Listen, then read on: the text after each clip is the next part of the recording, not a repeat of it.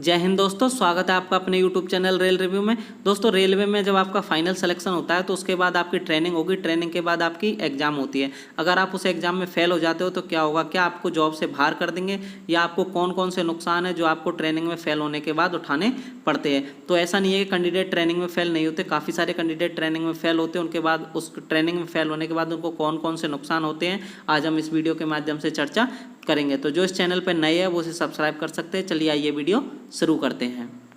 दोस्तों, रेलवे में जितनी भी ट्रेनिंग होती है उन सब ट्रेनिंग से रिलेटेड मैंने वीडियो बनाया है, जिसमें आपका जो ट्रेनिंग पीरियड कितना होता है, आपको ट्रेनिंग में कितनी सैलरी मिलती है, इन सब चीज़ों के बारे में डिटेल से चर्चा की है। तो आप उस वीडियो को जाके देख सकते हो, उसका लिंक मैं डिस्क्रिप्शन में दे दूंगा। जब आप किसी भी एग्जाम को देते हो तो आप एग्जाम में सिलेक्शन होने के बाद आपको डॉक्यूमेंट वेरिफिकेशन होता है, उसके बाद आपका मेडिकल होता है। मेडिकल में जब आपका फाइनल सिलेक्शन हो जाता है तो आपको ट्रेनिंग के लिए भेजा जाता है, जिसमें हर पोस्ट का एक ट्रेनिंग पीरियड निश्चित होता है। ट्रेनिंग होने के बाद आपकी एग्ज़ाम लगती है।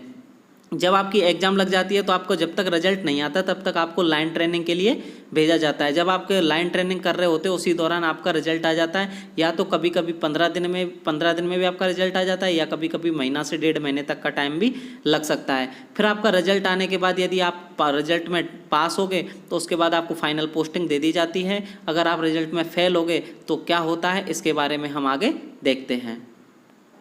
तो यदि आप ट्रेनिंग एग्जाम में फेल हो जाते हो तो सबसे पहला काम होता है आपका सीनियरिटी लॉस हो जाती है। मतलब आप ए, बी और सी, मान के चलिए ए और बी जो आपकी ट्रेनिंग स्टार्ट हुई 1 जनवरी 2022 को आपकी ट्रेनिंग स्टार्ट हुई।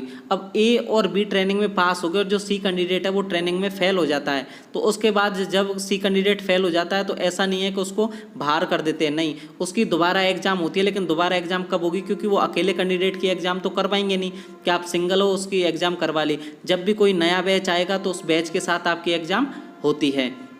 तो जब कोई नया बैच, मान के चलिए 2 महीने या 3 महीने बाद कोई नया बैच आया, उसके साथ आपकी ट्रेनिंग होगी।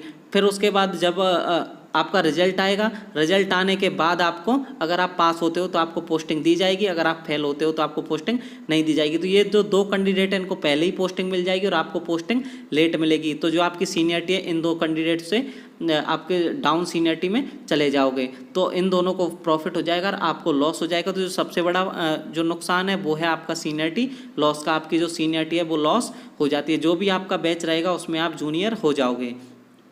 तो ट्रेनिंग में फेल होने के बाद आपकी जो सीनियरिटी वो लॉस होती है। फिर जो आपका जो दूसरा नुकसान है वो है आपका सैलरी लॉस का। मतलब जब आप ट्रेनिंग में फेल हो जाते हो, जिस दिन आपका रिजल्ट आएगा उस दिन से आपकी सैलरी रोक दी जाती है।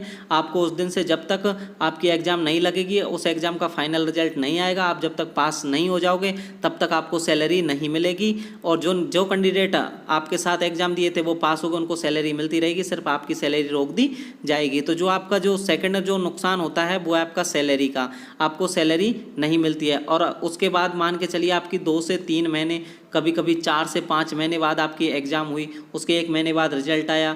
तो अगर आप रिजल्ट में पास होते हो तो आपको उस दिन के बाद से सैलरी मिलना स्टार्ट हो जाएगी जिस दिन आप पास होते हो। तो आपको कम से कम 4 से 5 महीने की भी, 2 से 3 महीने या 5 से 6 महीने तक की भी सैलरी का लॉस हो सकता है।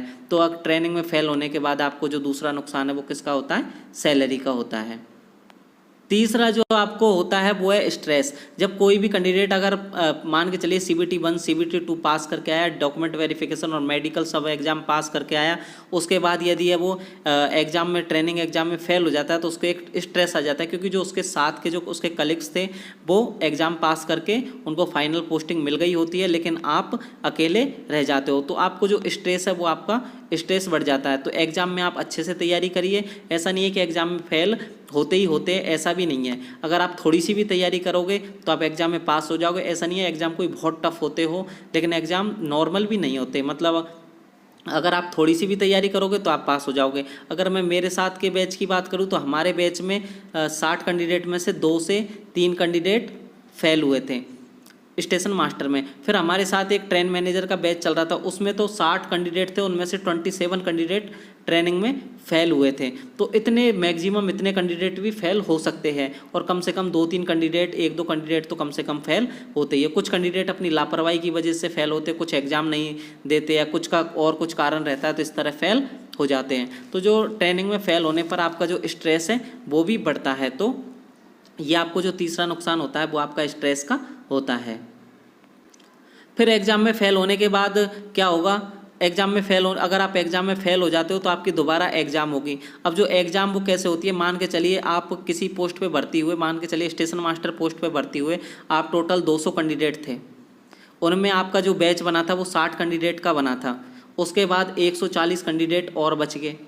तो जब वो सेकंड बैच आएगा आपका, जो 60 कैंडिडेट का मान के चलिए दोबारा सेकंड बैच आया, तो जब इस बैच की एग्ज़ाम लगेगी तभी आपकी एग्ज़ाम लगेगी। तब तक ऐसा नहीं है आपके अकेले की एग्ज़ाम करवाएंगे, जब कोई नेक्स्ट बैच आएगा उसी बैच के साथ आपकी एग्ज़ाम लगेगी।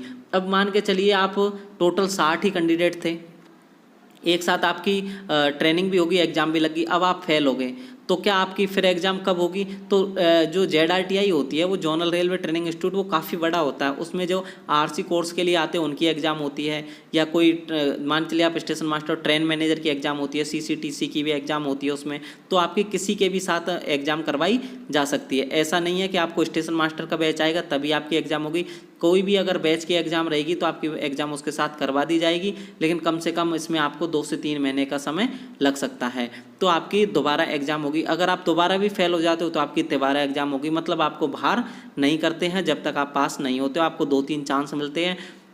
और आज तक ऐसा नहीं हुआ कि कोई भी कैंडिडेट 2-3 चांस से ज़्यादा बार फेल हुआ, मैक्सिमम कैंडिडेट एक बार में फेल होते हैं तो वो दोबारा में पास हो जाते हैं या उनको पास कर दिया जाता है। और ऐसा नहीं है कि उसमें कोई बहुत स्ट्रिक्ट एक्शन हो, आप थोड़ा इधर उधर झांक कर भी कर सकते हो।